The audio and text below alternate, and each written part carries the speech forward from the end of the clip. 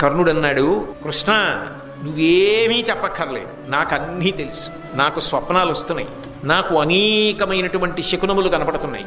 ఇప్పుడు ఈ యుద్ధమును తప్పించడం ఎవరికీ సాధ్యము కాదు. ఎందుకో తెలుసా? ధర్మ సంస్థాపన జరగాలి.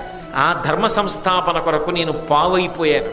అందులో నేను దుష్ట చతుష్టయంలో ఒకడిగా మిగిలిపోయా. నా మనస్సు వేరొకటైనా నేనది జీవితంలో అలా చేసిన వాడనన్న కీర్తి ఇక నన్ను ముట్టదు. కానీ ఒక్కటి మాత్రం నిజం, ఆ యుద్ధంలో ఖచ్చితంగా గెలిచేటటువంటి వాడు మాత్రం ధర్మరాజు గారే. అందులో సందేహం లేదు. నేను చెప్తున్నా కృష్ణ, నువ్వు చెప్పక్కర్లేదు కృష్ణ, నాకు తెలుసు ధర్మం ఎక్కడ ఉంటుందో అక్కడ నువ్వు ఉంటావు, నువ్వు ఎక్కడ ఉంటుందో అక్కడ గెలుపుంటుంది. కాబట్టి ధర్మరాజు గెలుస్తాడు, పట్టాభిషేకం జరుగుతుంది, మేమందరం ఉత్తమ లోకాలు పొందుతాం, వీరస్వర్గం అలంకరిస్తాం, యుద్ధంలో పడిపోతాం. నువ్వు చెప్పక్కర్లా, నేనే చెప్పేస్తున్నా. అయినా మరి ఎందుకు యుద్ధం చేస్తున్నావు అంటావేమో, ఇంతకన్నా నాకు బ్రతుకు లేదు కృష్ణ.